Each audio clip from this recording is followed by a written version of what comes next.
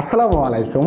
Outsourcing training centre থেকে আমি হুমায়ুন কবির আপনাদের সামনে চলে আসলাম নতুন একটি টিউটোরিয়াল নিয়ে। আজকে আমি কথা বলবো ফাইবারে নতুন সেলার হিসেবে কিভাবে কাজ শুরু করবেন। ফাইবারে নতুন সেলার হিসেবে কাজ শুরু করার ক্ষেত্রে কিছু বিষয় আপনাকে জানতে হবে। তাহলে চলুন জেনে নেওয়া যাক একজন নতুন সেলার হিসেবে কিভাবে ফাইবারে কাজ শুরু করবেন।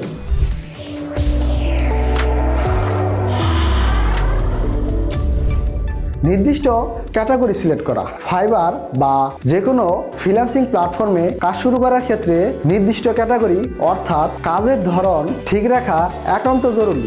আপনি হয়তো অনেক ধরনের কাজ পারেন, কিন্তু সব বিষয়ে গিগ না খুলে নির্দিষ্ট বিষয়ে গিগ খুললে বায়াররা যে ধরনের কাজের লোক খুঁজছে তা খুঁজতে গিয়ে সহজে আপনার কাছে এসে পৌঁছাবে।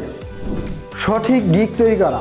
সঠিক গিগ, টাইটেল, ডেসক্রিপশন এবং গিগ ইমেজের দিকে খেয়াল রাখতে হবে। সঠিক গিগ ইমেজ হলে কাজ পাওয়ার সম্ভাবনা অনেক বেশি থাকে। সঠিক গিগ ও ডেসক্রিপশন ইশারা, সঠিক কিওয়ার্ড ব্যবহার করতে পারলে আপনি খুব সহজে কাজ পেয়ে যাবেন। ফাইবারে একাধিক গিগ তৈরি করা।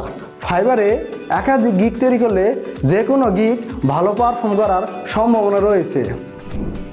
গিগে ভিডিও অ্যাড করা। ফাইবারের তথ্য মতে গিগে যে সব ভিডিও রয়েছে সেই সব গিগে 200%-এর অধিক সেল অর্ডার পাওয়ার সম্ভাবনা রয়েছে। তাই নতুন সেলার হিসেবে সেল জেনারেট করতে ফাইবারে ভিডিও অ্যাড করতে ভুলবেন না।